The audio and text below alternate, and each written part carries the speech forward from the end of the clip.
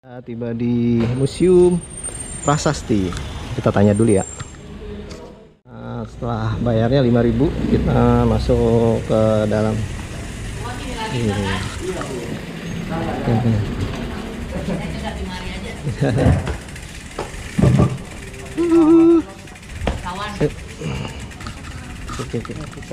Oh, oke, jam 10.31 kita udah sampai di Museum Prasasti. Nah, ini teman-teman kita semua. Kita mau dengerin dari Pak siapa namanya? Pak Yudi, guide di sini. Ada apa aja sih di sini gitu di Museum Prasasti ini? Museum Prasasti, perkenalkan, nama saya Yudi. Ya, saya adalah salah satu guide di Museum Prasasti. Museum Prasasti punya 2 guide, tapi kalau Sabtu Minggu kita di dinner karena masih pandemi. Nah, untuk saat ini kunjungan di Museum Prasasti itu masih 75%, ya, kita belum 100%. Nah, sebelum kita melihat-lihat ada apa aja sih yang ada di Museum Prasasti ini, saya akan menjelaskan sejarah singkatnya terlebih dahulu. Jadi, Museum Prasasti ini adalah salah satu museum milik Pemprov DKI, ya. Kenapa dinamakan Museum Prasasti? Karena koleksi kita itu memang dari batu, ya, batu andesit, batu marmer, dan ada sedikit perunggu. Dan ini mungkin satu-satunya museum milik Pemprov yang jenisnya outdoor, ya, karena koleksi kita itu berada di luar ruangan, ya, di alam terbuka. Jadi ya tidak ada di ruangan, ya. Nah, seperti kayak museum-museum lain. Nah, kenapa bisa jadi museum outdoor? Karena memang awalnya tempat ini adalah pemakaman khusus untuk warga-warga asing yang tinggal di kota Batavia. Ya, kalau orang Belanda itu nyebutnya Kerkhofland. Nah, kenapa disebut Kerkhof? Kerk itu dari gereja. Ya, jadi ini pemakaman lanjutan dari gereja. Nah, Belanda itu sebenarnya punya 2 jenis pemakaman. Yang pertama Kerkhof, yang kedua Erfveld. Kalau Kerkhof ini jenisnya untuk bangsawan, sedangkan Erfveld itu untuk militer.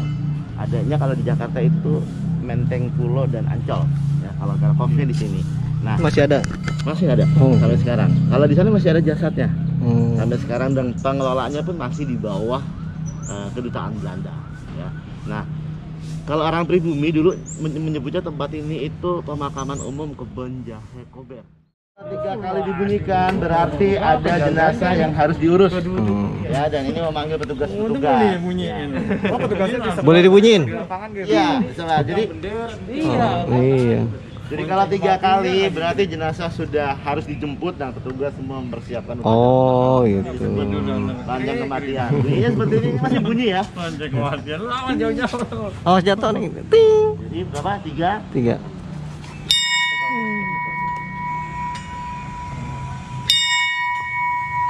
2 kali aja. Nanti kalau 3 kali ada yang meninggal. Serem.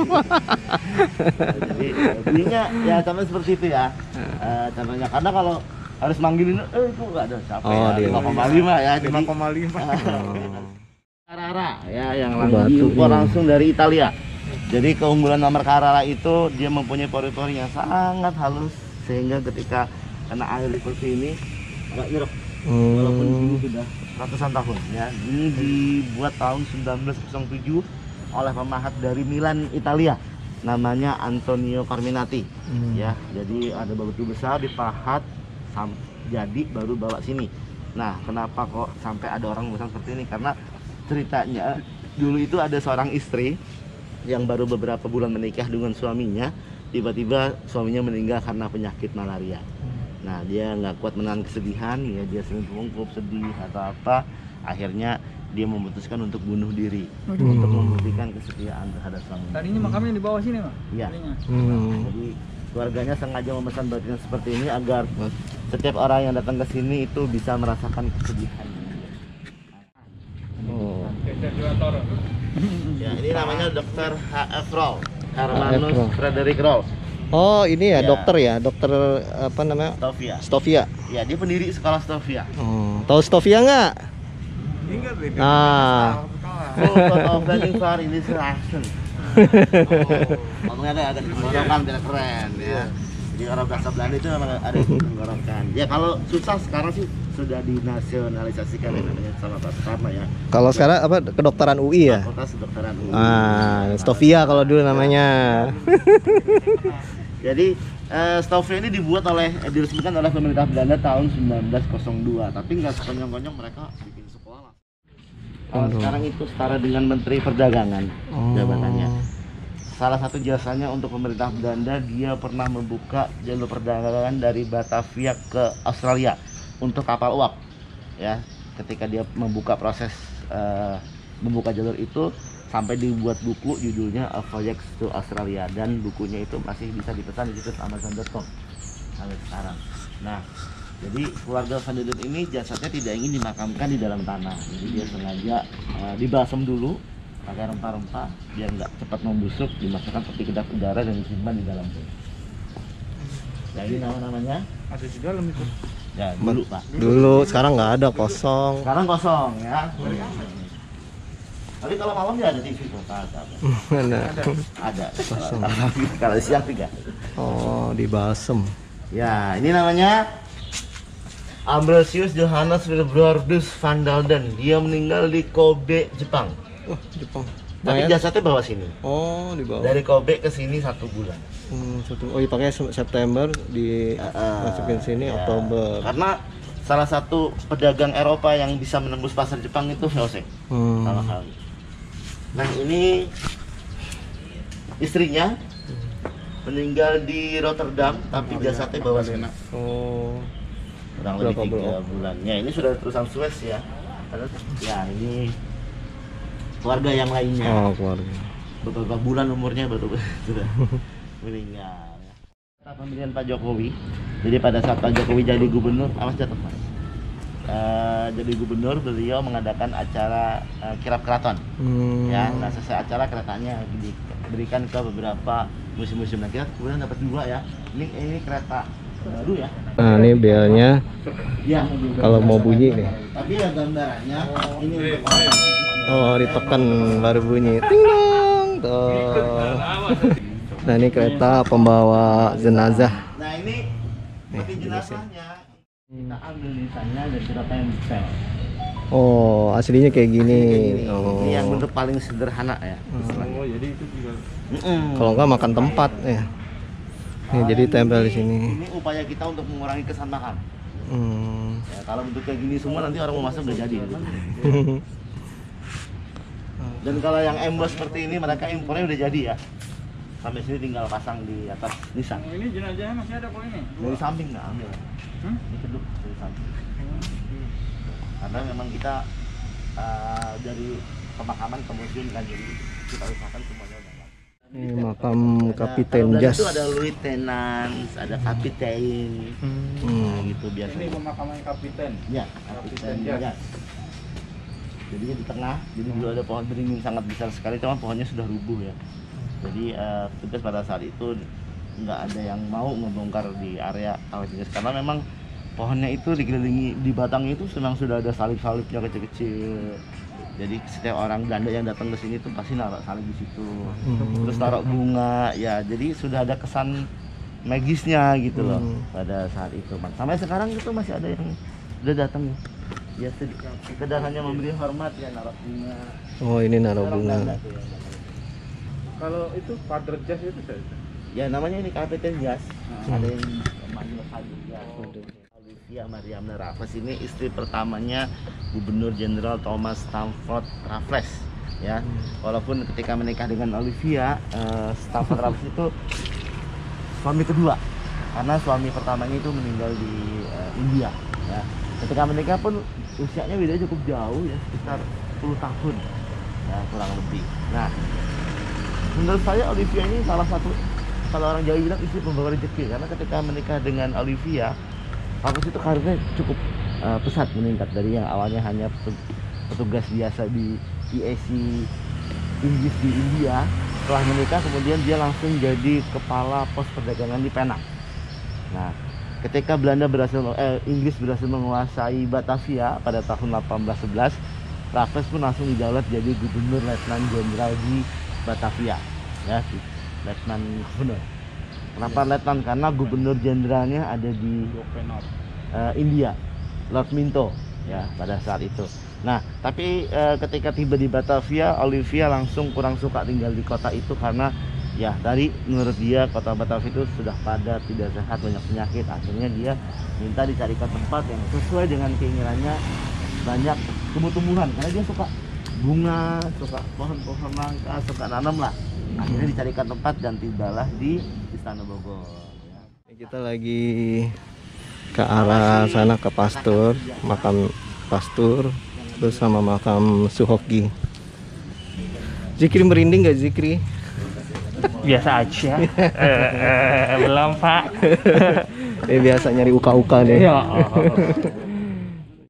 Katolik ke Protestan? Kalau Protestan itu jarang menunjukkan salib, Bunda Maria itu enggak. Tapi kalau Katolik ya banyak patung angel, lebih warna-warni lah. Kalau dia ya Berarti Katolik ya. salib apa cukup agamanya aja. Kalau Katolik. Ini namanya Van der Vrienden, ya pastor di Batavia. Nah jadi ini adalah pastor kesayangan warga Batavia, makanya ketika dia meninggal dibuatkan patung. Ya dulu kan belum ada video, belum ada foto untuk mengabadikan seseorang. Jadi Foto, kalau ya. mereka kangen, mereka datang ke sini berdoa segala macam. Untuk memudahkan karena aslinya sempit kan, diangkat, dimasukkan. Kalau di Eropa mungkin ya, maksudnya sangat memungkinkan pemakaman di bawah gereja karena di sana ada 4 musim. Oh berarti Jadi jenazahnya dimasukin gitu ya? Iya. Lobang. Makanya mereka baru sadar ternyata tidak hanya nyamuk, udaranya itu tidak sehat ya. Gara-garanya salah satunya adalah makam di tengah kota itu. Baru dipindahkannya benar-benar jauh dari. Racun. Dia kena racun. Oh, Racun gas, Jadi racun Suhoki itu mulai kuliah di UI.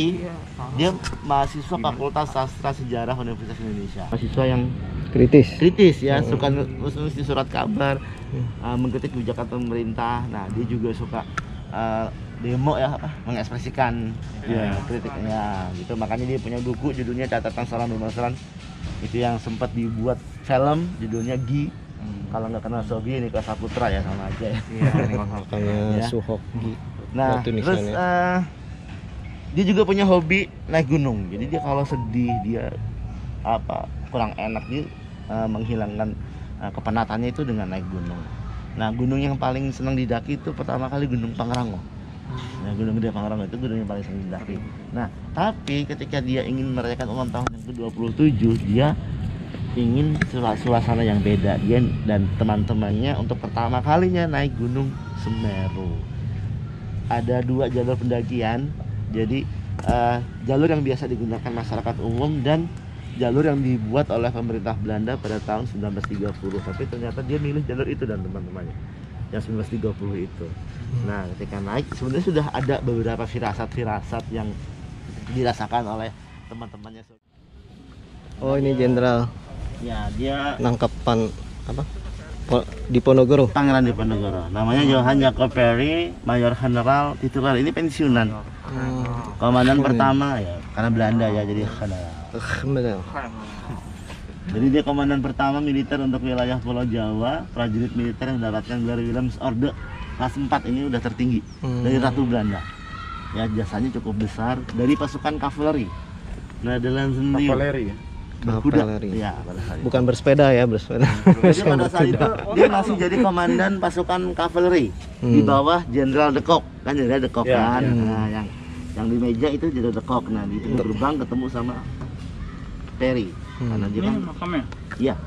Makanya itu arsitekturnya gotik. Jadi lanjut ya. Ini meninggal nggak ini? Pensiunan, Mbak. Udah tua ini. Ada simbolnya banyak ya, di situ ada militer. Terus karena dia salah satu peserta Templar, maka dia pakai Baphomet, manusia kepala kambing gitu. Dewanya, terus Ordo singa, terus Alfred ular gigit ekornya di bawah singa itu ada juga. Nah di sebelah kanan itu ada simbol yang 7 kepotong ya. Ya jadi itu.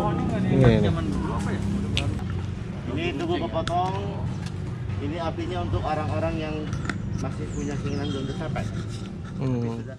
Ini hukuman yang ditarik sama kuda nih, pecah kulit. Berai, tempat kejadian digali, tubuhnya dimasukin ke situ, kepalanya dipenggal, dibikin kayak itu tubuh pengumuman. Kepalanya ditancap pakai bayonet.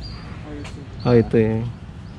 Karena orang kita belum bisa bahasa Latin, maka pakai bahasa lokal yang artinya siapapun yang berani memberontak akan dihukum seperti Peter Karno. Itu petinya Bung Karno, Bung Karno sama Bung Hatta. Bung Hatta. Oke, terima kasih karena sudah siang dan juga udah mendung banget. Kita arah pulang. Nanti kita jadwalin lagi ke museum-museum yang lainnya. Oke. Pak, terima kasih Pak. Nanti kita main lagi ke sini dengan koleksi yang lebih lengkap. Ya, yang lebih lengkap. Kita minta penjelasan juga dan waktunya lebih lama. Karena kita pulang goes, berangkat goes Pak. Terima kasih sudah waktunya pulang karena udah siang juga. Tadi kita udah siang banget sini. Wassalamualaikum warahmatullahi wabarakatuh. Bye semua. Pak, makasih Pak. Nah, ini Museum Kesejarahan Jakarta. Oke, karena waktunya udah mau hujan, kita pulang.